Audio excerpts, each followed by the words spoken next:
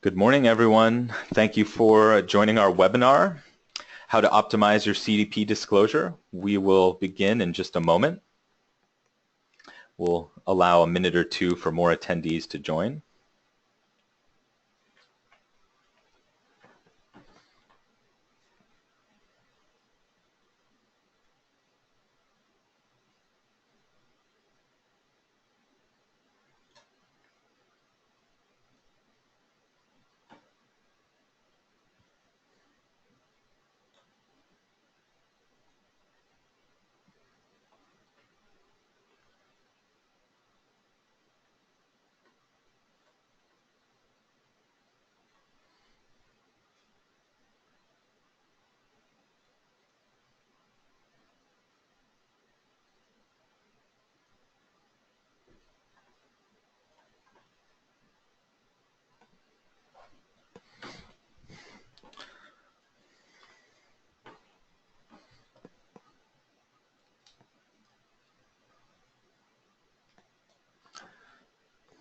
Good morning, everyone. I'd like to get started. My name is Joe Bergeson, and I'm the Director of Research for VitalMetrics. I earned a PhD in Life Cycle Assessment and Environmental Science and Management at the University of California, Santa Barbara. Currently, I'm working as the Director of Research with VitalMetrics. VitalMetrics is a dedicated team of professionals with expertise in greenhouse gas accounting, carbon footprints, including CDP, and other environmental footprints and life cycle assessment. At VitalMetrics, I oversee a variety of research and consulting projects for clients in the public and private sectors, and I direct the development of the CETA database and the VitalMetrics CDP tool that are used to quantify greenhouse gases and other environmental impacts over the supply chain of organizations' spend and the goods and services that they procure and the products that they make and buy. So thank you again for joining our webinar, our second webinar of the CDP season, which is how to optimize your CDP score. So just a little bit again about VitalMetrics. We were founded in 2005 and we have a vision of science-based sustainability measurement. We are currently a climate change consultancy partner with CDP, and we've been recognized for our work in corporate sustainability measurement for both the public and private sector. For instance, you can see we won the 2015 Leadership Award by the Sustainable Purchasing Leadership Council. Our speaker today is going to be Summer Brooks Smith. She is a data analyst at VitalMetrics and head of our CDP services. She has a master's degree in environmental science and management with a focus on energy and climate and eco-entrepreneurship. So with that, I'd like to turn it over to Summer to begin our webinar. Thank you, Joe, and good morning, everyone. Thanks for joining us this morning. Here we go. All right, so here's a brief overview of our agenda for today's webinar. First, we'll go over the few CDP questionnaire updates for this 2017 reporting season. And then we will get into the bulk of the webinar, which is discussing strategies to optimize your CDP disclosure for this year. And then to wrap up, we'll take a look at what's coming up, some big major changes for CDP coming in 2018. And then we'll follow that with a quick Q&A session. All right. So first, let's take a look at the CDP questionnaire updates for this year. So there's just a few minor updates this year. There's no major changes compared to the 2016 reporting season. So there are just addition of some questions that will enable companies to report on their progress to since the Paris Agreement, as well as a few minor tweaks in wording and structure for certain sections. So that we're going to look at 5 different questionnaire updates today. So the first one will be a question 2.2, integrating the Paris Agreement. And so this question is climate change integrated into your business strategy? So for this question, CDP is providing some new guidance just to help companies comprehensively answer that question. So what they've added in addition to the guidance already provided is how has the Paris Agreement influenced your business strategy? And do you use forward-looking scenario analyses, including 2 degrees Celsius, to inform your organization's business strategy and or financial planning? So just a little bit of tweaks there, but essentially the question has not changed. So the next question that we're going to look at is 3.1. This is in relation to targets and initiatives. So for 3.1 A and B, it says please provide the details of your absolute or intensity targets. And so for the table section in this question, for the column that says is this a science-based target, they have made some drop-down amendments to the menu just to cover more options to improve the accuracy of responses. So for example, there's a drop-down amendment to differentiate between science-based targets that have been approved for an organization versus science-based targets that are still pending approval. And additionally, there's also a new drop-down selection for sectors, organizations within sectors that may not have a science-based target in place, but this is because for their sector there is no current methodology. And so just a reminder for everyone, science-based targets, those are targets that are adopted by companies to reduce their greenhouse gas emissions, and they are considered science-based if they are in line with the level of decarbonization that's required to keep global temperature increase below 2 degrees Celsius as compared to pre-industrial temperatures. And this initiative helps companies determine, the Science-Based Target Initiative helps companies determine how much they must cut emissions in order to prevent the worst impacts of climate change.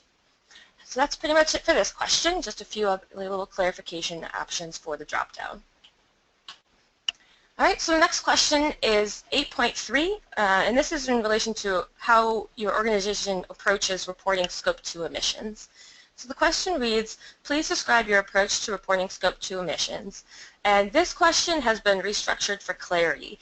Since previously the question read, does your company have any operations in markets providing product or supplier-specific data in the form of contractual instruments? So this has been restructured a little bit just to make it a little more easier to answer and comprehend. And this question is provided with a table that has sections for both location-based and market-based Scope 2 emissions if they're applicable. Okay, and so for the next question we've got 11.4, and this is also in relation to Scope 2 emissions. And for this question they have asked for a new metric as part of your response. So the question reads, please provide details of the electricity, heat, steam, or cooling that were accounted in Scope 2 emissions. So for this question, in the table that's provided for the response, they've added an additional column asking for the emissions factor that was used for Scope 2 emissions. So not a whole lot of extra changes in this really, since you should be provided with the emissions factor that was used when you were calculating your Scope 2 emissions. So CDP would just like to be aware of that as well. And then for our final question update, for 14.4, in relation to supply chain or value chain engagement, the question reads, do you engage with any of the elements of your value chain on GHG emissions and climate change strategies? So this is regarding Scope 3, and this has also been restructured a little bit. CDP this year has decided to combine 14.4B with 14.4C into one single table. And they've also made some changes to when this table might appear. So the combined table of 14.4BC will not appear if you only select the yes, our customers, or the yes, other partners in the value chain. It will appear if you click yes, our suppliers. Additionally, this table has been broadened to include all types of impact engagement. Last year, it just had some sections for the number of suppliers and the percent of total spend as part of the response, but this year they've expanded it to also include the type of engagement as well as the associated impact of that engagement. And so that's all that we have for updates for 2017. Luckily, they are very few, so you won't have to do any major changes compared to last year. So we can really get into the heart of our webinar now, which is strategies to optimize your CDP disclosure. So first, here's an overview of the CDP scoring thresholds. And as you can see, they're separated into different tiers of disclosure, awareness, management, and leadership. And each of these tiers for the overall CDP score will correspond with a letter grade. And the percentages listed on the side, on the right-hand side here, show how a company would be bumped into, say, for example, the difference between a C- or a C. So if they had fulfilled all of the aspects of the disclosure section, then they would be eligible to jump to the next tier of awareness. And so if they were in that awareness tier, and they scored greater than 45% of the awareness points, they would be at a C level. If they scored less than those 45% of those awareness points, they would be at a C-. And so just to reiterate, to make it a little more clear, these tiers work that in order to jump to that next tier, you need to fulfill all of the requirements for the previous tier. And this breakdown can explain this out a little bit more clearly. So here we have an overview of each of the sections of the climate change questionnaire for CDP, as well as how those sections contribute to the different tiered sections. So we have this, again, we have disclosure, awareness, management, and leadership at the top. And each of these columns, all the percentages add up to 100%.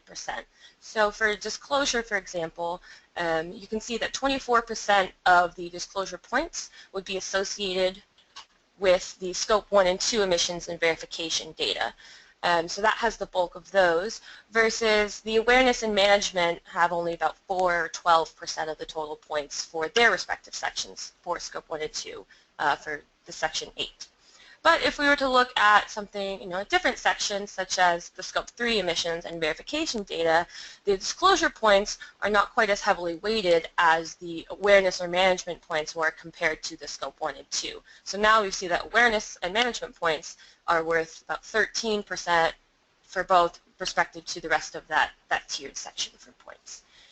So it's just something to keep in mind as you're filling out the different questions, that you really want to fully answer the points that count the most within each of those tiered sections. So to explain this a little bit better, I would like to do a quick exercise using a case study comparison. So these, we'll look at two different companies that reported the CDP last year. On the left-hand side, we have a Fortune 500 manufacturer of power technologies, and they earned a score of D- last year. And on the right-hand side, we have a bank that's part of the big 4 banks in the United States, and in 2016, they were able to earn a A- score. So I'd like to take a little comparison between their different responses to a particular question for CDP. And so while we move forward with this exercise, one thing I'd like everyone to keep in mind is that this exercise will not be evaluating the actual performance of either the power technology manufacturer or the commercial bank, but it'll be more reviewing the completeness of their provided answers to the CDP questionnaire.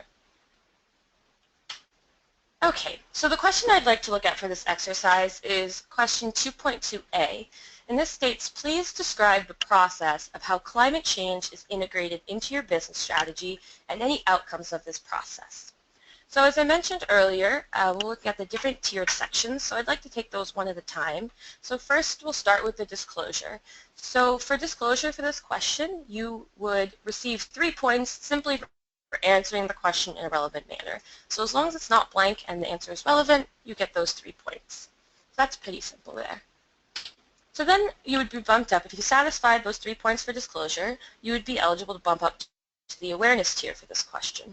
So in 2017, for this question of 2.2a, the criteria for the scoring awareness points are as follows. There's description of influence on business strategy, provide an example of influence on the business strategy, provide links to climate change risks and or opportunities and how these are influenced, how these influence your business strategy, any influence on a short-term strategy or long-term strategies, as well as how climate change integration to your business strategy can link to any strategic advantages over your competitors.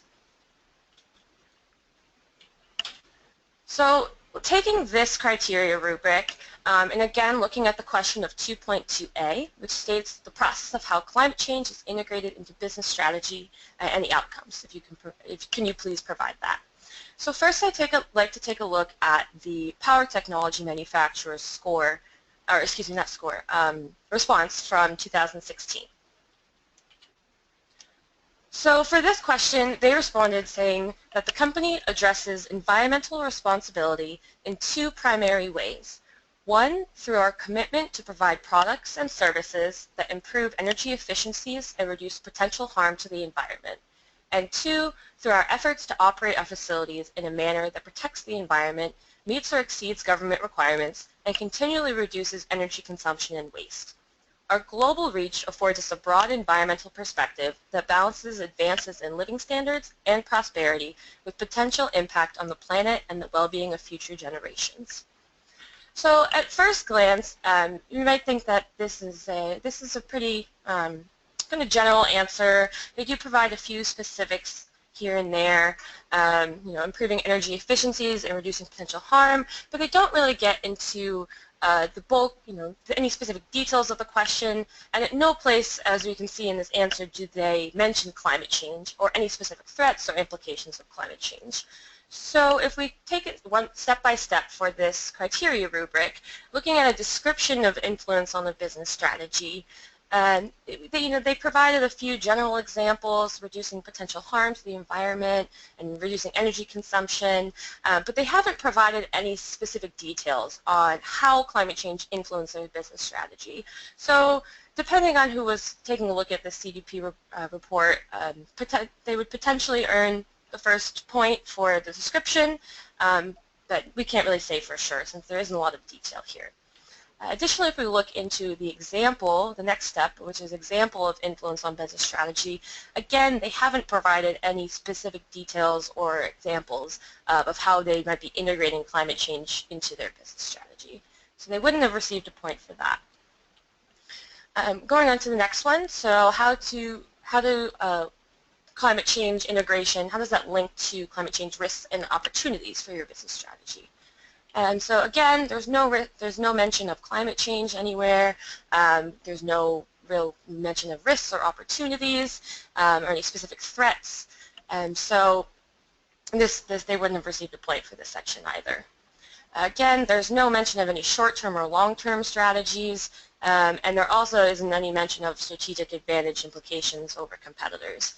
So this company didn't really fully answer any of these questions, any of these different criteria very specifically, so it looks like they wouldn't have received the majority of points for awareness. One thing that's also, I should also point out, is that this company did not update their CDP 2016 report from 2015.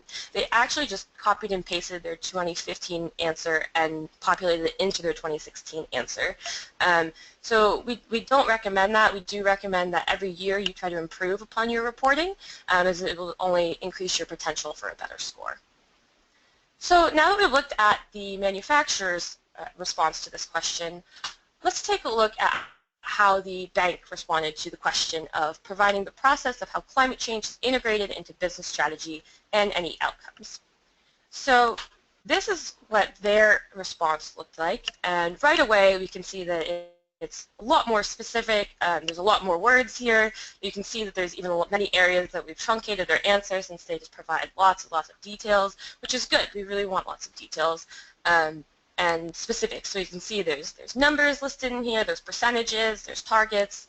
So they've really done a comprehensive job of answering this question. So comparing this response, this 2016 response, to the 2017 awareness rubric, let's again try to take this step by step and see how the bank compared. So for the description of influence on the business strategy, we can take a look right in the beginning. It says integration of our environmental strategy to our business strategy is overseen by our global ESG committee, and that's the Environmental, Social, and Governance Committee. And the committee is an integration point for our global environmental operations group. So right from the beginning, not only do they mention specifically the integration of climate change to their business strategy and using those words.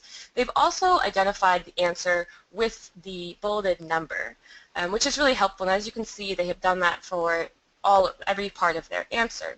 Now, because this is the 2016 answer, not all of these will match up exactly with the bulleted numbers for 2017, since they're just changed the order a little bit. But it is really helpful to separate those out so you can see the breakdown a little bit better. It makes it a little bit easier for the scorer to identify where your answers are in relation to the criteria. So that's great. So they most likely would have gotten the point for a description of the influence on business strategy. So in terms of looking for an example of influence, down at the bottom here, they have very specifically talked about how in 2015 they made the following key decisions that focused on accelerating the transition to a low-carbon economy and reducing their own impact. And so they go on to provide very specific details about investing $29 million towards energy efficiency, increasing more LEED certified projects, and they even provide some information saying how these investments are projected to save over 46,000 megawatt hours of electricity annually. So they would have most likely received that example point as well, since they've gotten really specific for that. So I also wanted to look at this other section while we're on the topic of the specific 2015 actions that they've taken, because this would also apply to another point on the criteria. So because the way that CDP scores their short-term strategy, any activities that the organization reporting is currently taking would count as a short-term strategy. So because this was the 2016 answer and they were discussing their activities from 2015, which would have been their most recent activities, they would also qualify for the short-term strategy. And they do even mention up in the section in the middle here that in 2015 we achieved a 16% reduction in GHG emissions versus 2014, and over the 5-year goal period we reduced our emissions by 37%. So again, really nailing in on those specific words, 5-year goal, providing percent reductions in GHG emissions versus the previous year. So their reporting has been a lot more specific and detailed. The one thing that for this section here, where right in the beginning it says, reducing our operational impact saves us money, increases our resilience, and engages our employees. Now that is the only part in this comprehensive answer that really alludes to links and strategic advantage. They don't mention strategic advantage over the competitors very specifically, but they do mention how it could benefit their organization. So they might have earned the point for a strategic advantage. Again, it would depend on who's scoring, but we can't quite be sure of that since that section wasn't super detailed. Okay, so we'll go back up to the top here and look for links to climate change risks and our opportunities.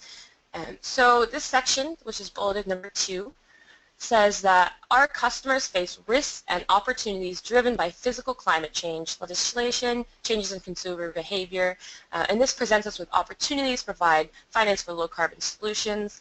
And then they go on to mention the issuance of green bonds. They even bring in the Paris Agreement and how that could have implications on their investors to increase capital towards low-carbon investments, lots of different things. So they most likely would have received a point for those climate change risks and opportunities, since they're very specific with their wording. They directly mention risks and opportunities, how it provides their organization with opportunities, and they've even put that into that bulleted format as well. So that really just it makes very, very clear to the scorer that this is the area in which we are addressing that criteria. And then in terms of the influence on long-term strategy, the whole rest of this section of this response can pretty much cover that scoring criteria, since they first mentioned that in 2007 they announced a 10-year goal for a $20 billion environmental business initiative that would address climate change and natural resource demands. And then they go on to say that in 2012 they exceeded that commitment. In 2013 they made a new target for 10 years. And then they increased that again to a $125 billion target in 2015. And then they even mention how in 2016 they're still working to accelerate there's some other, the issuance of green bonds and some other environmental and sustainability activities. And so as they most likely would have received the point for long-term strategy, since they've been very specific over 10 years and how they've adjusted their long-term strategy in responses to their performance, and how things change for over, there's more information that comes out about climate change as well. So overall, this bank did a really good job of answering these questions. They've organized it very well. They've used very specific wording, and they have pretty much addressed almost all of the different criteria in this awareness. So now that we've looked at the specific responses, let's take a comparison of the two side by side, the manufacturer and the bank. So when it comes to the 2017 awareness breakdown, the manufacturer might have, for being optimistic, only really addressed the question of description of influence on the business strategy. And so they did not answer any of the 2 through 6 sections or address them explicitly, and so they would be looking at approximately 1 point of 4 awareness points. On the other hand, the bank answered the description, the example, the climate change risks and opportunities, the short-term and long-term strategies, and might have even qualified to receive a point for their strategic advantage mention. So they did a much more comprehensive job of addressing every criteria on this rubric. And because of this, they would be eligible to advance to the management tier. So in order to advance from the awareness to the management tier, an organization needs to achieve 4 out of the 6 available points for awareness. And so the bank scored about 5, maybe even 6 points, so that would have definitely made them eligible for management. And now for management, in order to score points there, they would have needed to link to a reduction target, which they did. If you remember from their answer, they mentioned several different targets over 10-year strategies and 5-year goals. So they would have received a point for that, their points for that, and actually they would have received 2 management points for answering that portion. And the other section for the management asks for one example of the most substantial business decision made. And they also provided several examples of this as well. They discussed how changing their energy efficiency is projected to save them over 46,000 megawatt hours, as well as how they have adopted the new goal of initiating a $125 billion environmental business initiative. So they've gone into lots of specific examples of some of the business decisions that they've made as a result of climate change influence. So they also would have received those 2 points as well. And in order to advance to the leadership tier, all an organization needs to do is score all 4 of those points from the management section, and they automatically will be awarded that point for leadership, for full management points. So as you can see, the bank had a much better answer to this question and was able to really maximize their score potential by advancing to the different tiers. So if we look at these as a breakdown side by side for each of the 4 tiers, we can see that the power technology manufacturer did get all 3 of those disclosure points for answering the question, as well as possibly getting one of those awareness points, while the bank was able to achieve all 4, fulfill all the requirements for disclosure, most of the awareness points, or at least enough to advance them into management, and then all of the management points, and which made them eligible for that leadership point. So the power technology manufacturer was really only looking about 4 points or so out of the available 14 for this question, while the bank most likely was awarded about 13 of the 14 available points. And so just to go over some of the key points that I'd like to really sum up for this with this exercise would show is, first, please don't copy and paste your CSR or sustainability report into the CDP report. It's better if you specifically tailor your answers to the exact criteria that's listed in the guidance for the climate change questionnaire. It's just more likely that you will hit all of those different points and really maximize your score potential. Additionally, be sure to answer each question directly and specifically. As we saw, the bank would use the specific wording that was used in each bolded criteria, and this makes it a little bit easier to identify where you're specifically addressing that question. Also, dividing your answers into different sections so that each part corresponds to the different criteria in the question can also make it a lot easier for a scorer to identify that you have completely answered every different criteria for each section. And finally, it is helpful to understand the tier structure of CDP scoring. So by understanding that in order to ascend to a higher tier, you must satisfy a certain amount of the tier below it. And this applies to both each specific question as well as the total scoring thresholds for CDP. So you might be asking now, this seems like a lot of work. How can I be sure that every individual detail is matched up? We're still working on our quantification and our verification. So how can we be sure that we've answered everything completely? So our recommendation to our clients is to utilize a service that's called Response Check. Now, Response Check is a completeness review of your CDP climate change questionnaire. And so this would include reviewing things such as data points, priority areas for scoring, any information errors, or checks for cross-referencing, which is actually not available for points if you cross-reference within your CDP report.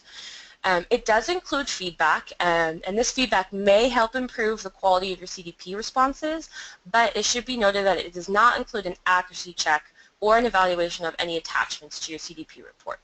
So it really is just checking for that overall completeness review. If there's any missing information, any answers that may not have actually specifically addressed the different criteria, and those types of things.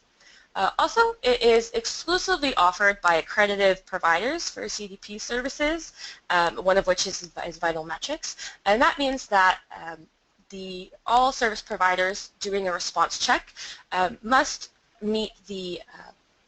offer this service at the price that was set globally by CDP.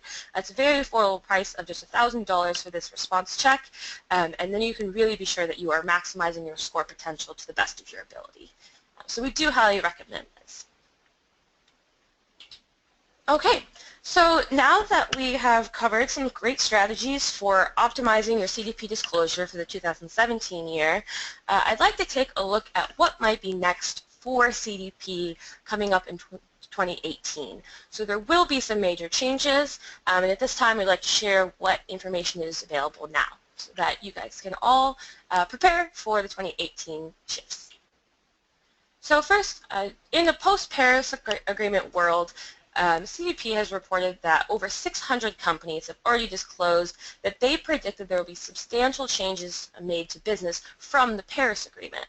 And so this is something to keep in mind, that this is happening on a global scale.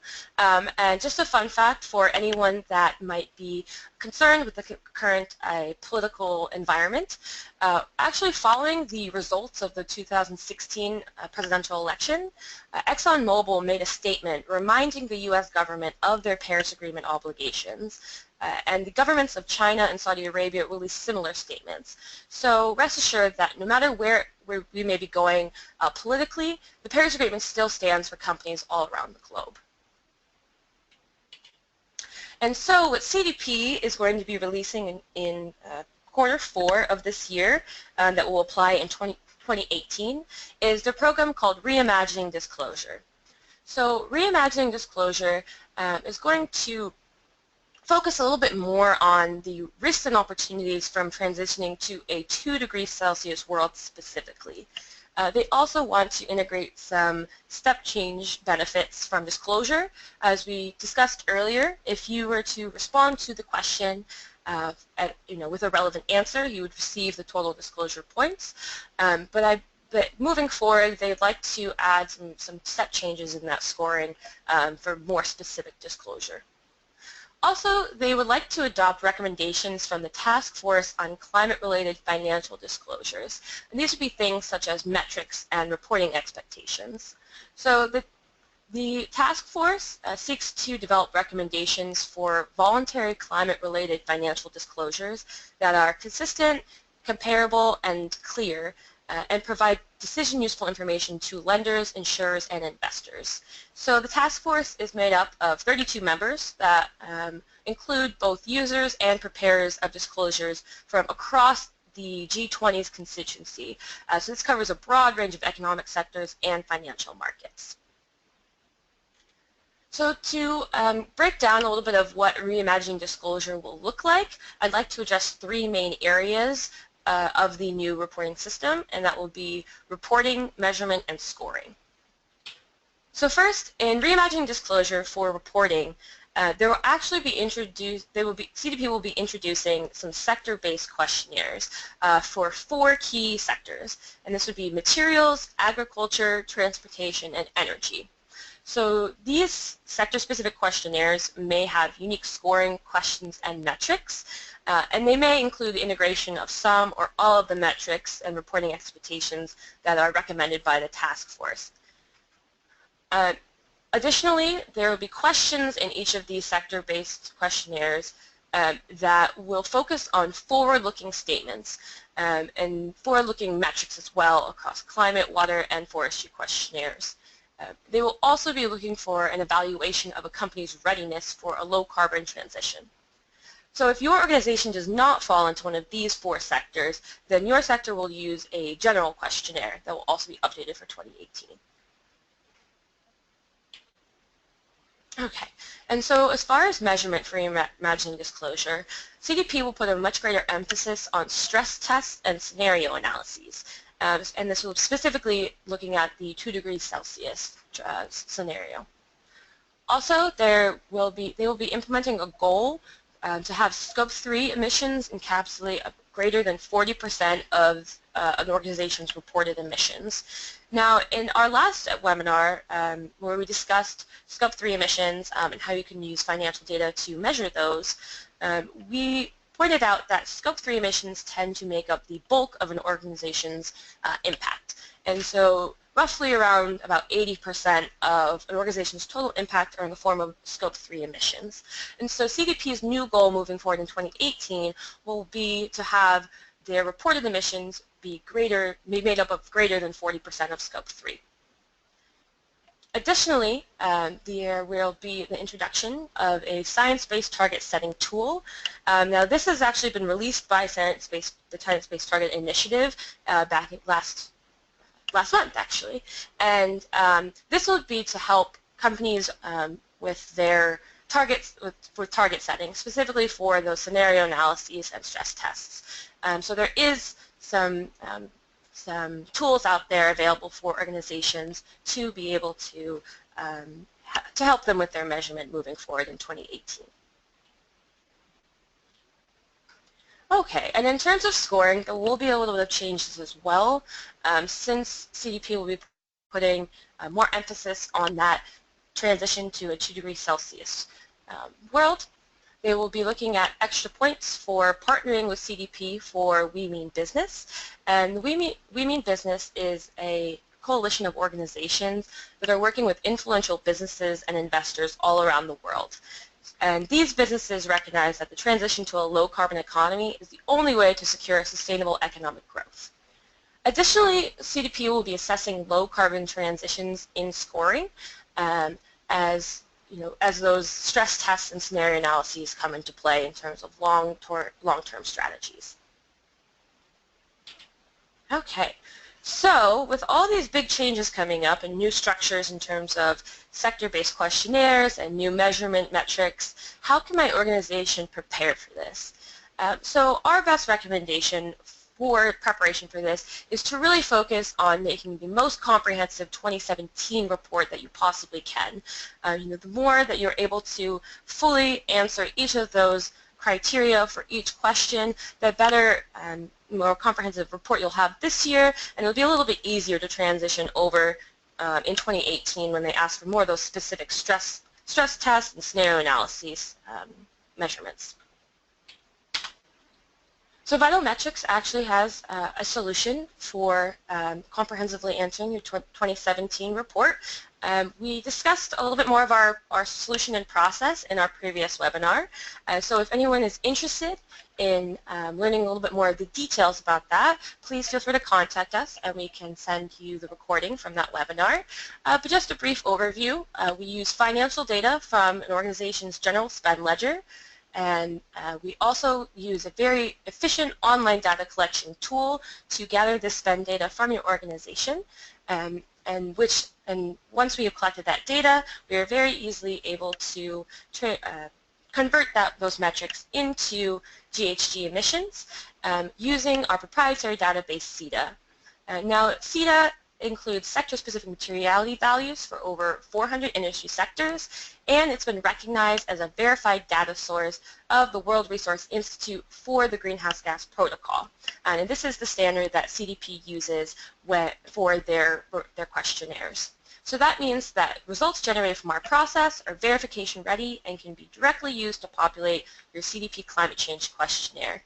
Additionally, this means that Scope 3 reports can be computed within just 4 weeks. And so now, before I transition over to some Q&A, I'd like to just briefly go over some take-home messages from today's webinar. So first, as we went through, there's just a few minor updates to the 2017 questionnaire for climate change. There's about 5 different questions, and they cover things from just some rewording to some additional options for improved accuracy of responses. Also, we went over an exercise for how to really maximize and optimize your CDP disclosure so that your organization can achieve the highest score potential possible when reporting. And this is really through specific and detailed answers that directly answer each section of a question. Also by utilizing the great service of a response check for a completeness review of your 2017 report. And finally, we went over some big changes to prepare for in 2018 for reimagining disclosure and how you can prepare your organization for these big changes coming up. And at this point, I would like to thank everyone for joining us today, and I'd like to pass it back over to Joe to moderate our Q&A session. Great, thank you, Summer. I hope that everyone had an enjoyable webinar experience, and hopefully you found this useful. If you have any questions, please feel free to type them into the question box now. So one question that we got during the presentation was, are the scoring rubrics available, for example, for section 2.2a? They seem to be helpful in answering the questions completely. And maybe a follow-up to that would be, if the scoring rubrics aren't available, what would you recommend to help understand whether or not answers are complete? Summer, would you like to address that one? Sure. So in terms of scoring rubrics, I believe at this time only accredited providers of CDP services are provided with the scoring breakdown. However, in the CDP climate change questionnaire, there is an extensive set of guidance for each question, and so this would include those criteria breakdown for awareness as we went through in the exercise. So the description, the example, they'll provide all of those things for you in the guidance. In terms of actually looking at the scoring rubric, my best recommendation would be to complete a response check with an accredited provider, since they'll be provided with that scoring rubric and they'll be able to have a better idea of what places you might want to double check and look at again to improve your disclosure.